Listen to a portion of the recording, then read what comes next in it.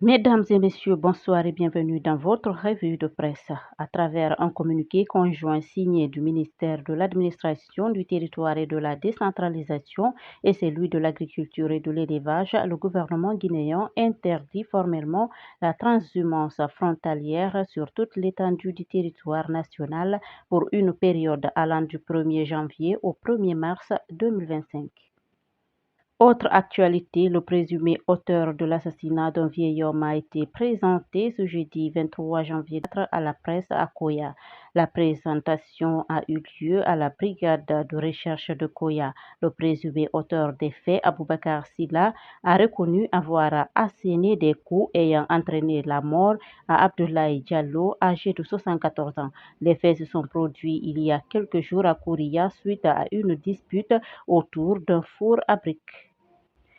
Et puis l'affaire opposant le ministère public Ama Binti Kamara, Abouakar Kourouma, Alpha Ousmane Kourouma et Moussa Silla a été de nouveau évoquée ce jeudi 23 janvier 2024 devant le tribunal de première instance de Mafankou.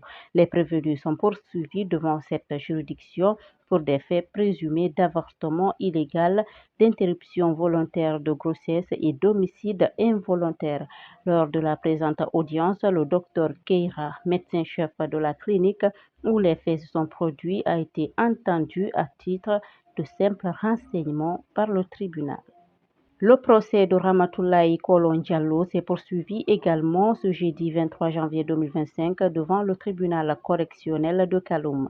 Cette militante du RPG Arc-en-Ciel, le parti d'Alpha Condé, est jugée pour diffamation et injure par le biais d'un système informatique à l'égard du chef de l'État, général Mamadi Doumbouya, et de ses proches. Mais à peine l'audience de ce jour ouverte, le parquet a demandé la récusation du juge Mamadou Boy Diallo.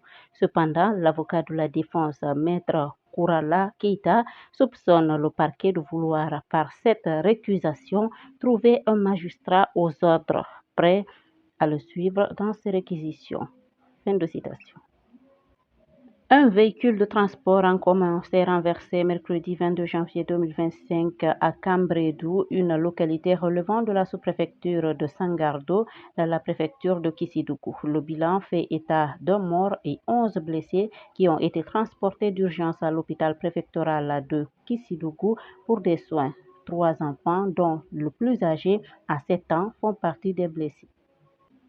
Toujours à l'intérieur du pays, un paysan a été retrouvé mort en brousse le jeudi 23 janvier 2025 dans le district de Sandaya, relevant de la sous-préfecture de Sangardo, dans la préfecture de Kissidougou. Parti à la chasse depuis le mercredi, Mamadi Mansari, c'est son nom, n'a pas fait signe de vie pendant de longues heures.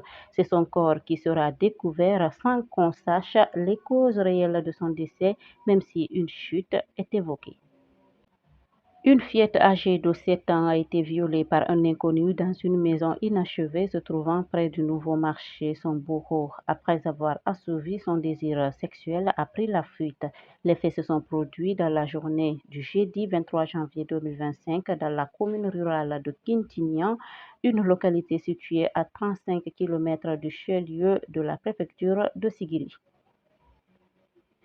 C'est sur cet élément que s'achève cette revue de presse. Merci d'être si nombreux à nous suivre sur guinématin.com. À très bientôt pour un autre numéro.